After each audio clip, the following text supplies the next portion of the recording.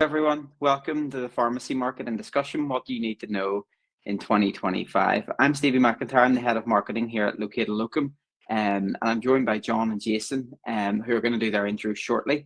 But thank you firstly for joining us this evening. It's fantastic to have so many people registered for the webinar and also so many people attending live. So we're going to cover a lot this evening, and we'll hopefully have it all complete within the hour. And there'll be the opportunity for attendees to ask questions throughout the webinar, and we'll also have a Q&A session at the end of the webinar.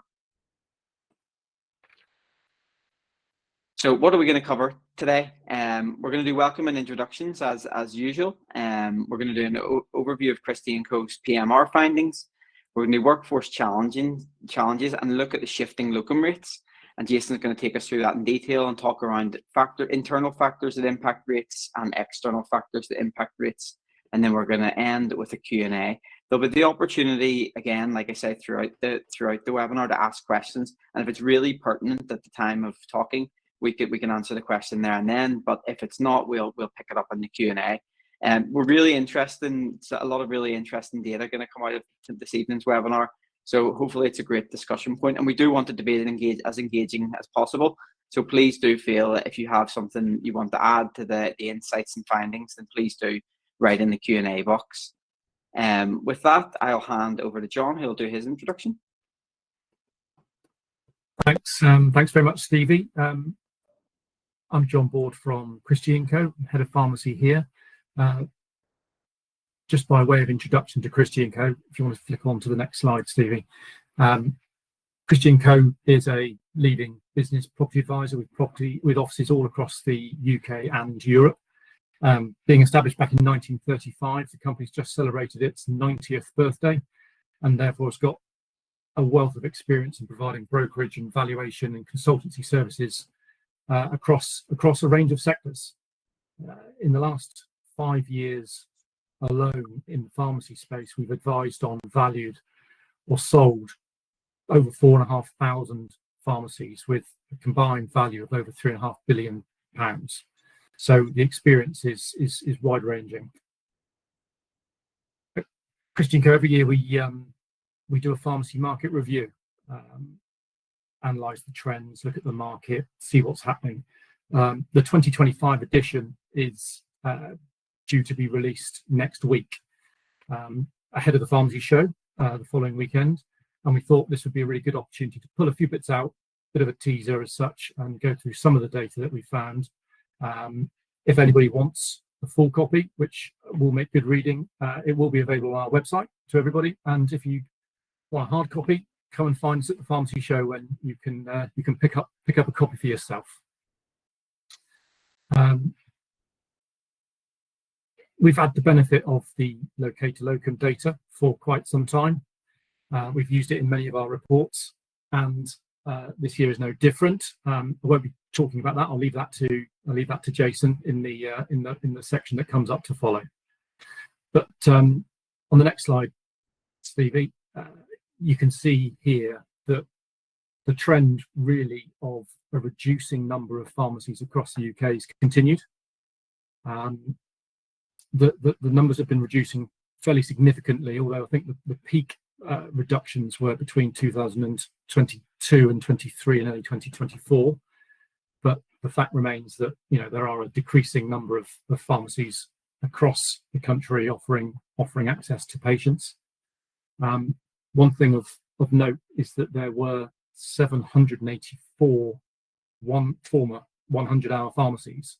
And following a freedom of information request that we made, it's been demonstrated that 35% of those 100-hour pharmacies did reduce, when permitted, their hours down to the minimum of 72 hours a week, and another 40% reduced the hours down to between 73 and 80.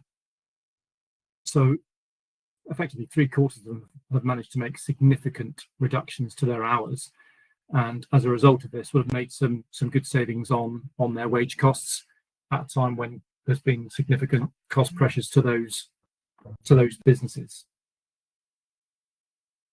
On the next slide, Stevie. The buyer activity has remained relatively consistent. I mean, this has been a sort of a direction of travel for a number of years. But the lion's share of all of the deals that we've done over the last 18 months have been to either first-time buyers, small independents, and sort of small operators. You can see there that over 75% of all of the deals that we've done have been to those sort of more agile, local, smaller groups who, in many cases, have seen the opportunity in a corporate disposal or an acquisition that's sort of in their area, where they felt that they could offer something different or be more in tune with the local community's needs, and buy those businesses and take those businesses forwards, which has been a real positive.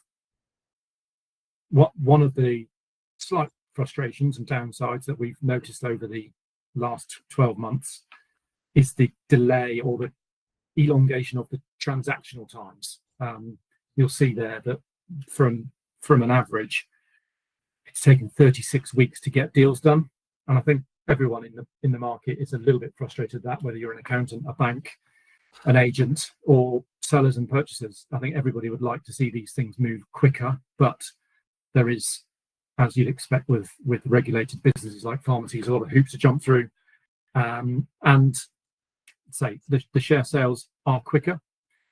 You don't have the NHS requirement for change of ownership, but the asset sales at 41 weeks have definitely had the timelines pushed out.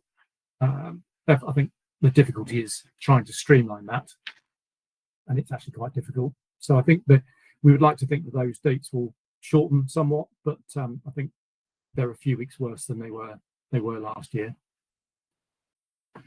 Next slide.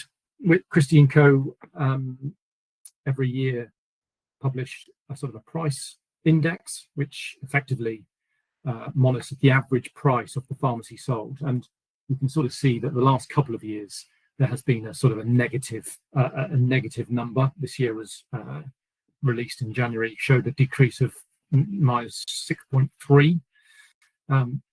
Doesn't mean necessarily that prices have fallen. What that does show is that the average of what is being sold is smaller, and that ties in with the large number of corporate disposals that we've seen and sort of divestments of either non-core or non-performing assets.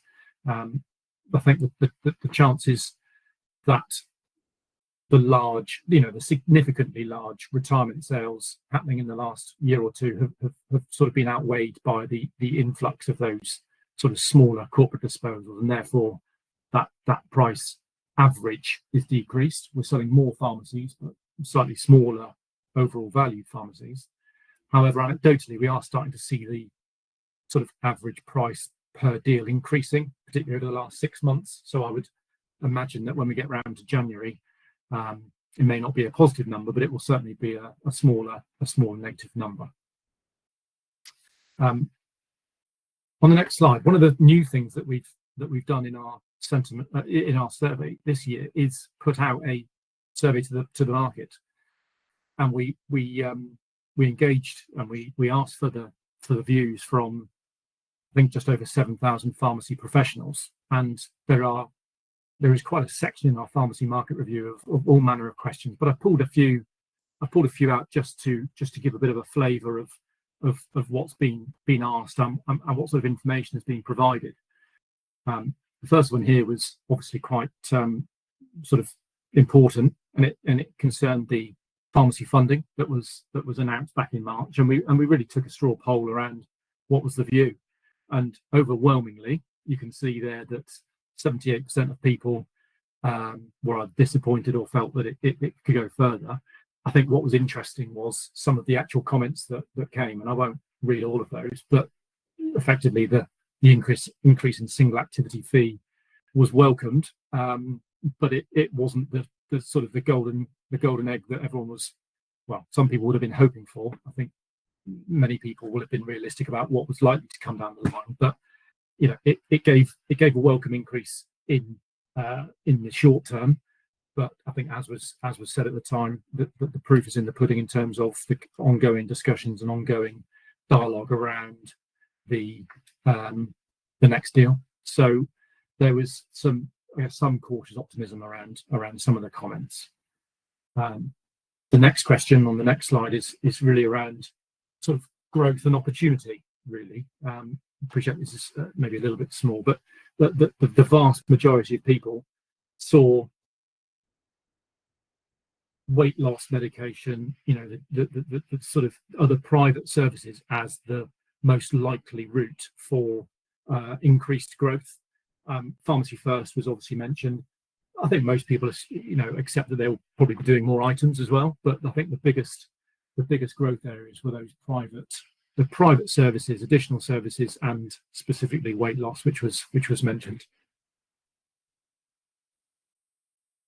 I think on the next slide, there's a few more questions around sort of future plans and any sort of issues. The coming 3 years, what are people's plans? And again, the vast majority of people are looking to do something. Now, that's good from everyone's perspective, because whether you're selling, buying, it means there's activity, it means there's investment, it means that there's sort of the transactional markets will be turning. Nearly 2/3 of people there we're looking to do one or the other or both. So that's obviously positive from our perspective. But notwithstanding that, clearly there remain significant challenges within the pharmacy market, and I think cash pressures are always front and centre. Cost pressures around cost of drugs, cost of staff, cost of fixed overheads, rent, rates, utilities, all of these things are a significant challenge to pharmacy operators, and certainly not one to be underestimated. But I think many of these smaller regional agile operators have the ability to maybe run things slightly tighter than some of the larger operators and some of the corporate operators, and therefore focus on the local community, focus on some of their private services, additional services, and can make a success of a lot of these businesses. So I think underneath all of this, yes, there are many challenges and significant challenges, but I think there is some cautious optimism around certainly certain part of these operators around moving these businesses forwards and getting them onto a profitable and sort of sustainable footing. I mean, that pretty much sort of concludes the whistle-stop tour. I'll hand over to Jason to get into some of the nitty-gritty on the actual staffing costs. Yeah, because as you mentioned there, like the staffing cost is a big concern for a lot of organisations. So hopefully some of the insights that we have here will help give some insights around that there. A little bit about LAL, or located Locum. We kind of just call it LAL internally, but we find increasingly lately a lot of our customers are now calling us LAL as well. We are an award-winning technology company. Most recently was last Thursday night. We won an award locally here for our development team. And really our role is connecting locums with pharmacies across the UK. We have a wide range of businesses that are on our platform, pharmacies from small independent single branches right up to the multiples. And then we do have a very wide pool of locums as well, of over 44,000 locums across the UK. And it's our role is to connect those businesses with the locums and connect those locums with the businesses so those shifts can be filled. We're not quite a dating app, but it's the same idea. We're all about connecting people and fulfilling those shifts and keeping businesses moving smoothly. To date, we've posted almost 3 million shifts on our platform. So because of this, there's so much data that is flowing through our platform, which really helps us deliver some insights when it comes to some of the workforce challenges, and some insights around rates around that there. Steve, if you want to skip forward, next slide. So how did we get all the data that we're about to present on? So what we do is we analyse a range of locum pharmacist shifts over a set period of time. So this was around a year. It was over 200,000 shifts that we analysed to be able to give this data. So that allows us to give some averages across the UK and averages regionally to provide those insights. And we'll be able to share the report at the end of this presentation. Likewise, we will also be at the pharmacy show. So if you want to come along and meet with us there, or get access to any of this data, we'll be happy to provide that. But we're able to analyze that, and because of that we're able to provide the most sort of comprehensive locum rate study across the market, simply because of the volume of shifts that are going through the platform. Now, we know there are a lot of challenges within community pharmacy. You don't need to spend too long on a Google search or a ChatGPT or something like that there to find some of these sort of headlines and some of the pressing challenges. We know to talk about the workforce crisis, critical staffing pressures across community pharmacy, and then even with new initiatives like the likes of Pharmacy First coming along, how can that be supported? How can businesses roll that service out effectively and have the staff there to manage that? So that really is where the locum workforce really steps up and plays its part to help meet some of these challenges which community pharmacists are facing. On the next slide there, this gives you a bit of an overall view of where things are at when we look at rates. So this is kind of the big drum roll thing where we sort of analyze the market rates across the UK and across the individual regions. So you can see overall, the pharmacy sector and the locums in particular, it still is being effective. Across the UK, it has gone down by 5.5%. Now, positive note is this is less than last year. Last year it had dropped by, it was around 7%. It's just at 5.5%. But if you look across the individual regions, some of the regions are more affected than others. So the likes of England and Scotland has been a higher impact. Wales, not so much of an impact. Northern Ireland, strangely, has the rates have actually gone up in Northern Ireland. And there is some anecdotal reasons behind that. Like we know, for instance, in the Republic of Ireland, the pharmacy sector is quite buoyant. It's quite profitable for a lot of businesses that are operating there. So you find places like, say, like the northwest of Northern Ireland, up around Derry and stuff, a lot of locums will prefer to nip across the border into Donegal, work shifts there.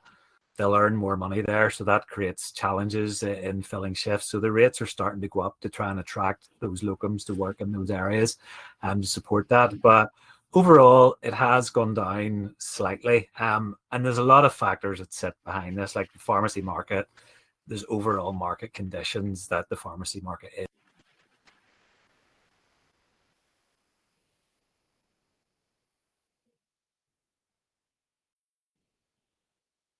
Things that there.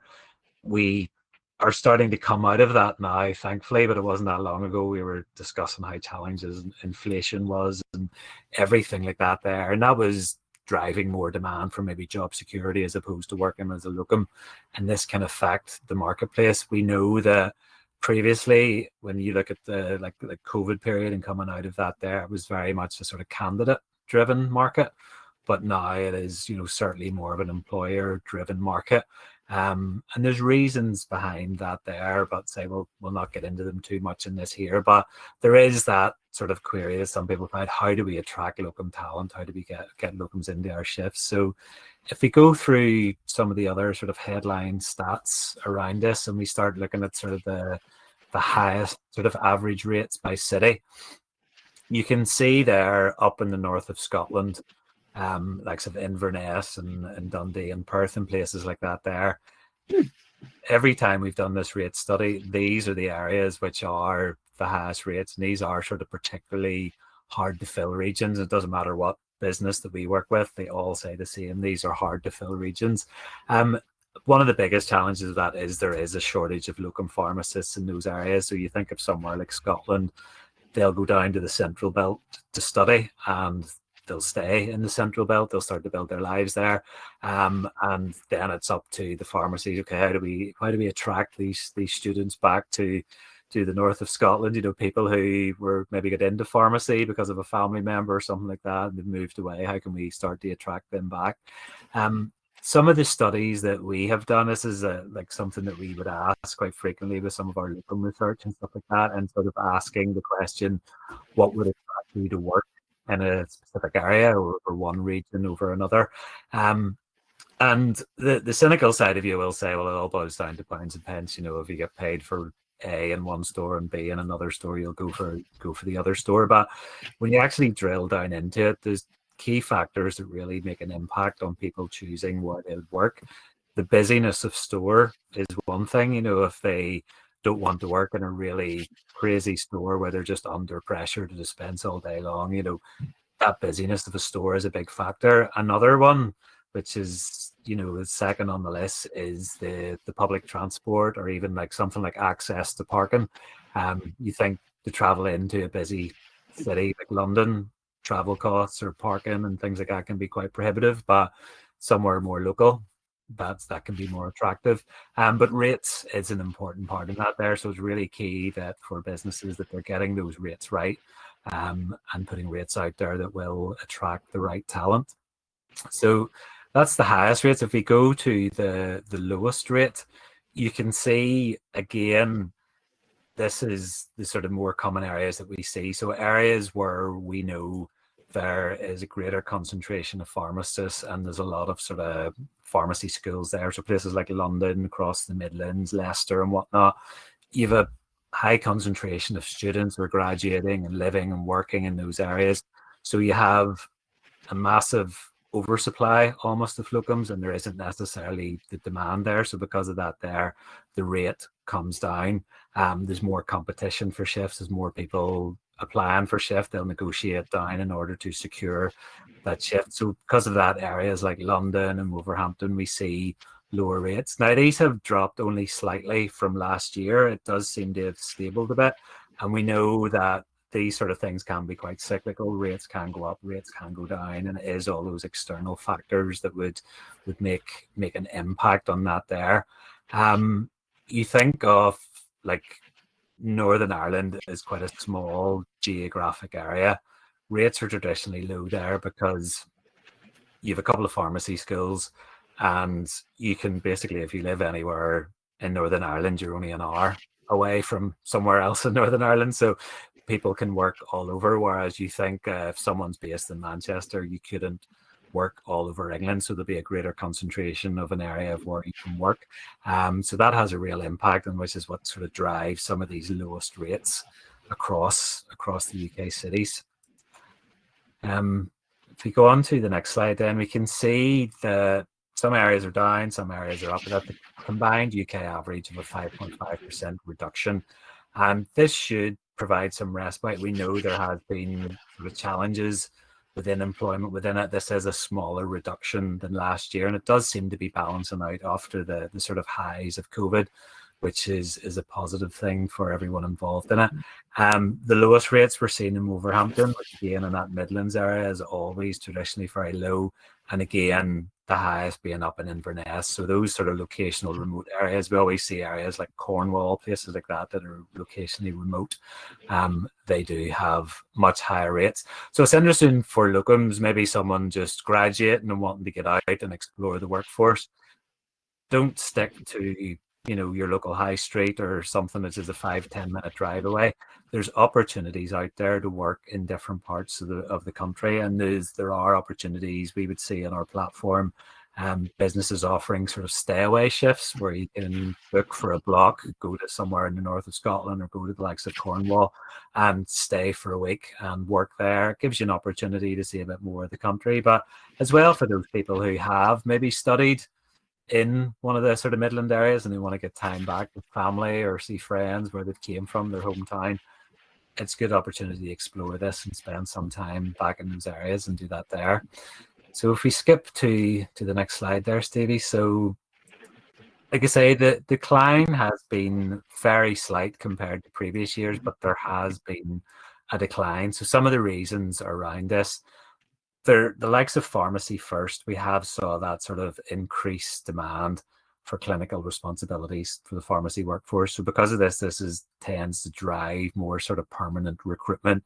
We know some businesses who want to push pharmacy first more, but they want their permanent staff to do that. They don't necessarily want locums to do that because they're not confident they have those accreditations or skills to do that. So that has caused this shift. Now, that's something that as a platform, we're sort of facilitating that ability for locums to upload credentials and provide that evidence that they do have the capacity to work these shifts, provide these services, whether it's weight loss or phlebotomy or whatever. So we're working with the locums to give them the ability to evidence the skills that they have, and that's something that we always encourage our locums. You know, the more skills that you can evidence, it makes you more attractive as a locum. And there is those non-industry related factors, so the likes of inflationary pressures. You think of the likes of the NI rates that come in, you think of even like the role of the IP coming in and the qualifications required for that.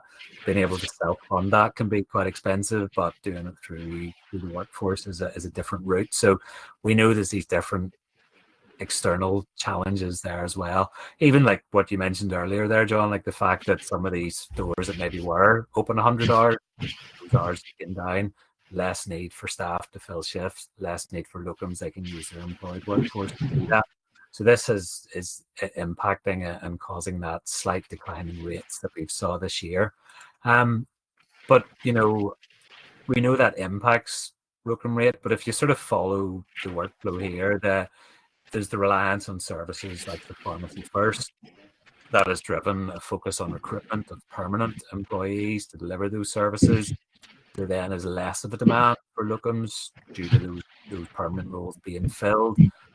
That leads on to a reduction in rates because it's due to that decreased demand. But like I said, what we're offering is that ability to evidence that skill up. So we advise locums, you know, skill up, the likes of Pharmacy First, the likes of weight loss, smoking cessation, all the different services, private services that pharmacies are offering. Skill up, provide that evidence that enables you to provide those services, and then request a higher rate because you have an improved skill set and you're able to meet those specialist services that they require. So if we skip on to the next slide, and this is kind of what we know from working with many businesses. Like what we're focusing on is that connection piece. We want to make sure the pharmacies stay open. We want to make sure that there's locums there able to fill those shifts. So the advice that we would give pharmacy owners to make sure that happens is staying up to date with the current rates in your area so that you're always offering, you know, the best rate at the right time. Within our platform, we offer our market rate report. We offer market insights. We offer that to locums as well, so that we know that if you offer too low, you'll not attract anyone to fill that shift.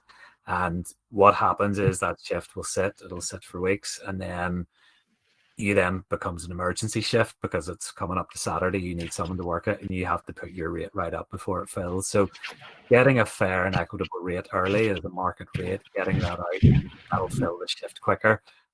The earlier you can post the shift in advance, that'll be filled much quicker. We know that a lot of locums like a bit of certainty in their diary. What we've offered a lot is the ability to sort of book in blocks. So if you have someone that you know is going off for 2 weeks, that can be put up as a block for 2 weeks, and a locum could work those full 2 weeks for you. If they're posted further in advance, that gives someone a bit of confidence, gives them assurance in their calendar that those shifts, they know they've got 2 weeks of work there. So we get that out early, that shift gets filled, and then you don't have to worry about that sort of hockey stick effect where the rate increases exponentially the closer you get to the start of the shift.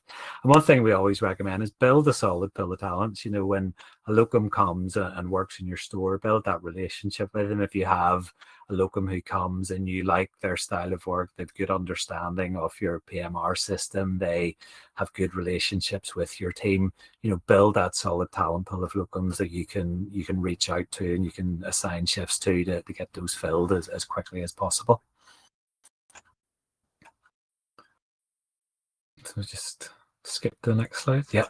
So as Stevie said at the start, there is internal and there is external factors that impact rates. The first one, which I've touched upon there, is that sort of speed of posting. If you're leaving at the last minute, you're going to end up paying a much higher rate because it's become an emergency shift. And just the ability to leverage technology, we have, you know, there's businesses on our platform post shifts 6 months, 9 months, even 12 months in advance because they know when their staff are taking leave, they know when they'll need cover, they know when the busy period is, they know when they need additional pharmacists in to cover vaccine clinics and whatnot. So the quicker you can get a shift posted, then that'll help your rates there. How you manage leave, just working with your own staff. Like, most people have a rough idea when they're going to take time off, whether it's religious holidays or family holidays or specific times of the year. If you can get that leave managed, you can forward plan, you can get those gaps filled in advance. The size of your locum pool, like I say, we've over 44,000 locums on our platform who are actively working. If you're trying to fill shifts from 2 or 3 people that you have their business card or you've got their phone number, stuff like that, that really restricts your ability to fill shifts and fill them at a rate which is equitable both for you and for the locum. So having a wider locum pool that you can avail of, better chance you'll get your shift filled, better chance you'll get it filled well in advance, and better shift you'll get it filled at a rate that works for both you and for the locum. Understanding what services are needed. The more services that you're providing means that locums can provide or command a much higher rate, because obviously they've evidenced the skills, the accreditations that they have, so that will impact the rate. How you source the locum, again, there's many people who use family and friends, there's people who use WhatsApp group, there's people who use agencies, there's people who use software platforms like ours, but having a robust process in place in how you source locums and making sure that they're compliant and you have evidence of everything and you've access to all that data, that will have a big impact on the rates that you're paying. And like I said before, being unaware of the best rates to offer, that works both ways. So you could put a shift on and the rate is too low and you don't get it filled, and then you're scrambling at the last minute trying to get it filled, and then worst case scenario, you don't get to open, or you have to pay absolutely through the nose to get someone to fill that shift for you. So putting a shift out at the right rate will make sure you'll get it filled. Conversely, you could be putting a shift out at much too high rate and you're paying over the odds for what So having that insight of actually what is the correct rate that I should be charging, the likes of our report gives you those insights, but being in the platform, you get live insights, and that that is evidence on a daily basis how that rate should be. So being that awareness of it is really important. Don't just go on a hunch, or don't just give a flat rate. If you own 10 branches, what is the right rate for each of those branches will be slightly different, unless they're all within a 2-mile radius. There'll be different rates for each of those stores. So having that insight and having that awareness to make sure you're posting shifts at the correct rate. But there's also external factors, and sometimes those external factors you don't necessarily have any control of at all, market conditions and the wider economy. As much as we would like to have a crystal ball to understand what's coming in the next few years, and we don't need to get into the politics of what's happening or what has been announced at the Labour conference this week or anything, but we know there's always volatility within the market, within the economy, and within politics. We can't control that there. The funding, which you touched on earlier, John, there's no real control over that. That will always provide constraints, so that'll impact what you can offer around rates. The seasonality is always there, but you can plan ahead and you can think of that there. The location where you're based as a business, that is an important thing to consider. Like, I'm sure, John, whenever you're advising people and buying businesses, like what they're paying for locums or what they're paying for pharmacists in that area is an important consideration when it comes into that buying process, because that will really impact your overhead when it comes to wages and stuff like that there. So thinking of your location, is there pharmacy schools close by? Is there a wide pool of candidates available, both from a recruitment perspective, but also from a locum perspectives? There's alternatives to community pharmacy, such as GP surgeries and whatnot. So that is an external factor. And you've also got things like online pharmacies now are becoming ever more prevalent. They're on the rise, and again, that's a challenge for employment, but it's also a challenge for accessing locums. But again, that can have an external factor on the rates that you're providing.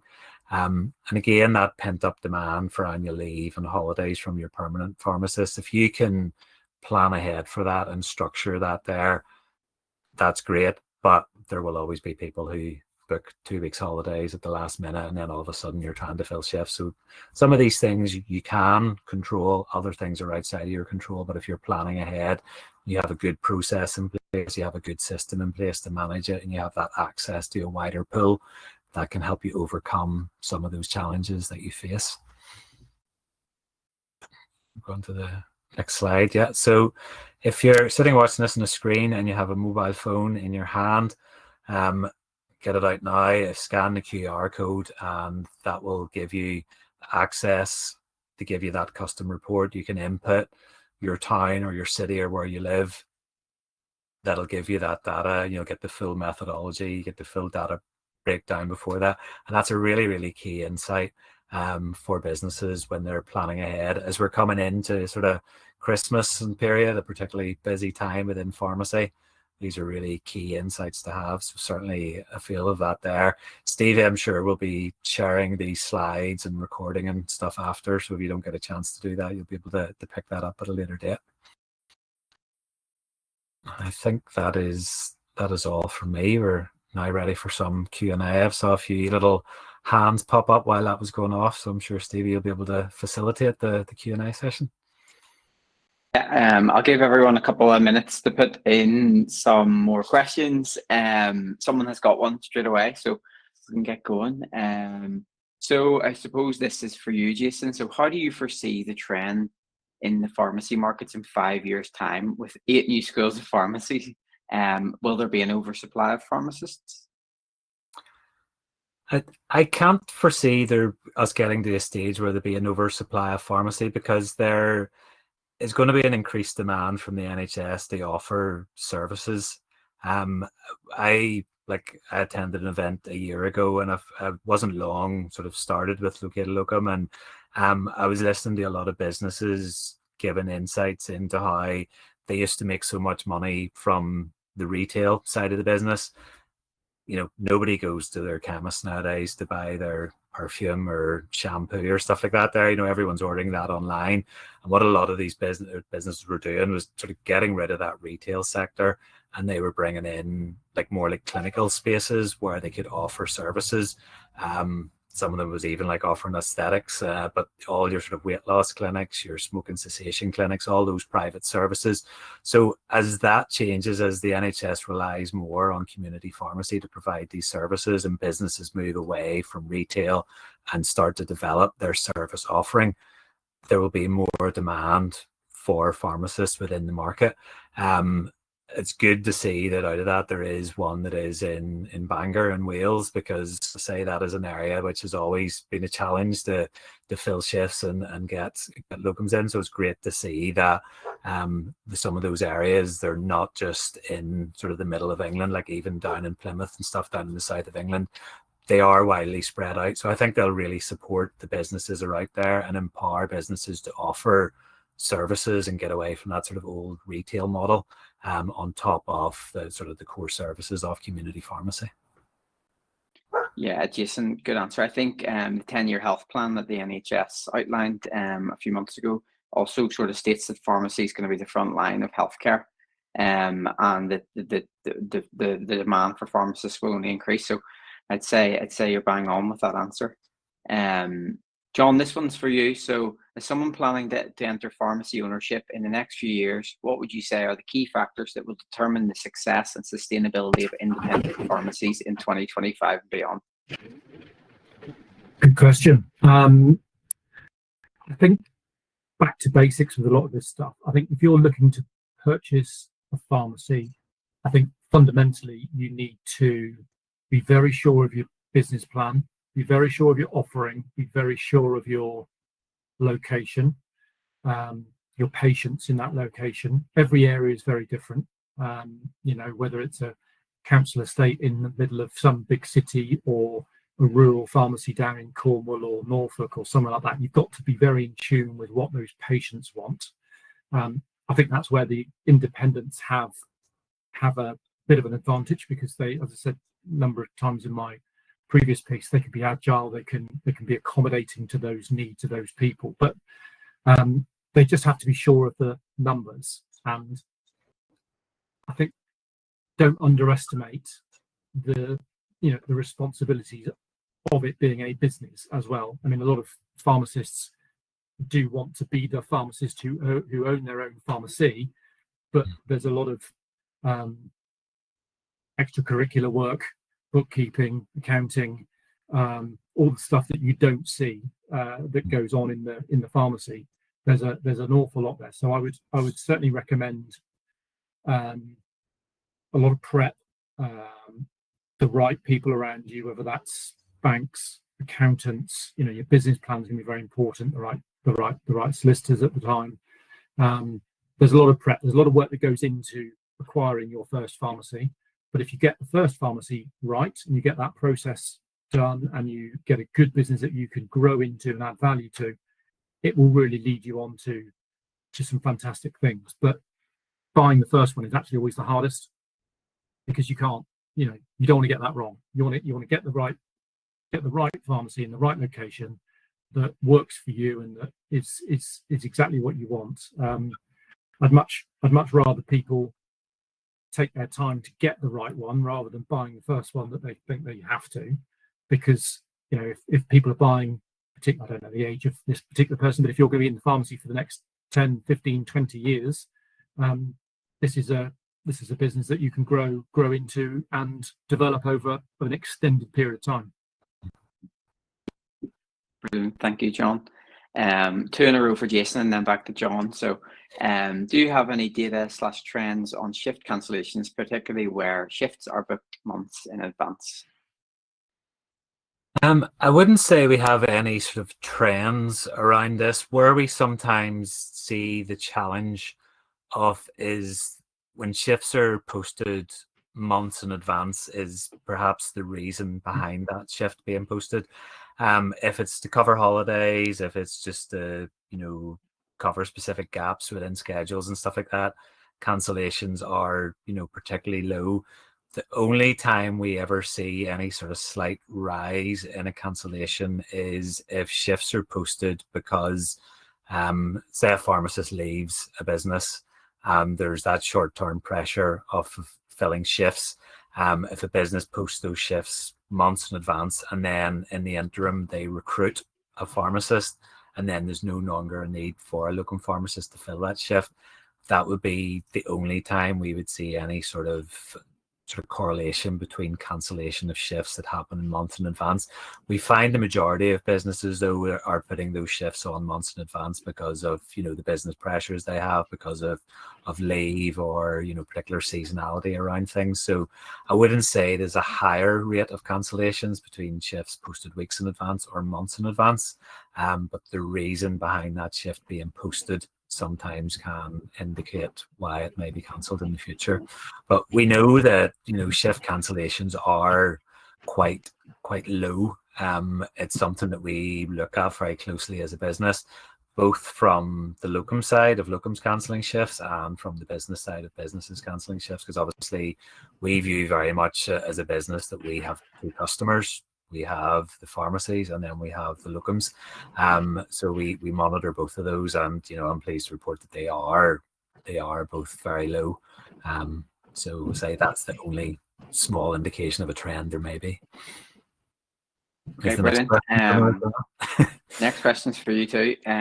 Has there been a difference in rates between IPs, so independent prescribers, and non-IPs? Absolutely. Say the more skilled you can be as a locum pharmacist, and if you can evidence those skills, then that is a really powerful thing to have in your toolbox, because there are businesses out there who are looking for our IPs, who are looking for locums who can provide certain services. So evidencing that on the platform is a really useful thing. It's something that we're developing more of, is that sort of on our platform, when people post shift, they do shift requirements where they will ask for specific skill set to fulfill a specific shift. So it may be we're running a vaccine clinic, we need to have that up to date. But what we're sort of developing is that sort of matching process where, you know, someone has uploaded all their skills and their validation and they're looking for specific shifts that have those requirements. Then we want to be able to support both the businesses and the locums in being able to fill those shifts. So yeah, there definitely is a correlation: more skilled, higher rates. Last call for questions before we ask this one to John. So get your questions in now, and we've got about 5 more minutes left. So John, this one's for you. So how are pharmacy valuations currently trending, and what should the potential future of buyers be most aware of when they're considering their first acquisition? I guess the second half of that question was very similar to the previous one around sort of prep and all the rest of it. But in terms of valuations, which I think is probably a very interesting point, it varies massively. To be quite honest with you, there's a multiple of profit which people will normally pay for a business, and it's not the profit sharing the figures, but it's a reconstituted or adjusted net profit that people will pay a multiple of, and those multiples will vary whether it's run fully managed, i.e. with a pharmacist cost included, or if it's a slightly smaller pharmacy, excluding that. Now obviously the multiple will be lower on the owner-operated businesses than the managed businesses, but I think what we've seen over the last 5 years, particularly when Lloyds were divesting 1,000 pharmacies, is, and anyone that will have looked at those figures will have known that there was no profit shown, that they intentionally sort of removed the gross profit, and that's not uncommon. A lot of the kind of group corporate operators do the same thing, but it meant you weren't able to actually identify a net profit. And so what people were doing, and what they used to do in the olden days, 15, 20 years ago, was pay a multiple of turnover. Now, I don't think that's the ideal route, because, as I say, there's a lot of variances around fixed overheads, fixed costs, and all manner of other sort of reasons why these things would differ.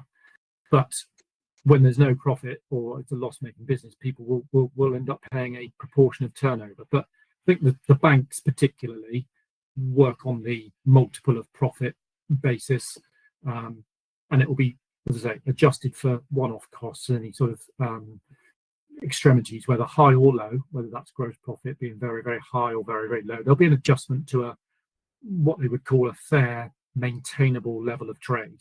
And as I say, those multiples for owner-operated businesses are probably between 4 and 5.5, and for sort of managed businesses probably between 6.5 and 7.5, 8 in many cases. But there's a lot of variances around what the rent is, what the locations are, how big the business is, how profitable that business is, will have an impact on the multiple of profit.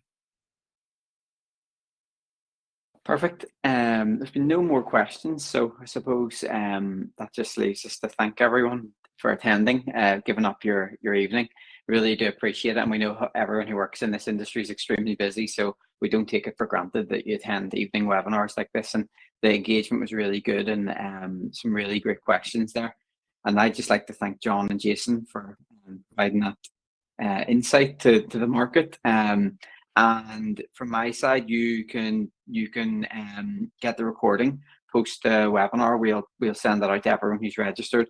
There'll be the opportunity again to download the custom rates for your city or your region. I'll include that as a hyperlink as well in the email communication.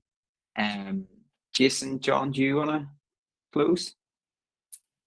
Thank you for hosting. Obviously, a pleasure to be involved. As I said at the very beginning, I guess we'll all be at the pharmacy show. So if anyone's attending that, come and find us. And similarly, if you've got any particular questions or anything you think of after this, feel free to reach out to us. All of our details are sort of available on the website, or get in touch, and we will provide any information necessary. Yeah, and from me, certainly thank you, Stevie, for facilitating everyone. We will be on stand E10, I believe it is, at the pharmacy show this year. So you'll find me floating about and the rest of the team. So certainly come by, stop, grab a chat, and we'd love to see you there. But again, thank you for your time this evening. We really appreciate it, and hopefully you've found it useful and insightful. Thank you. Yeah, everyone. Thank you very Good much. night. Thank you.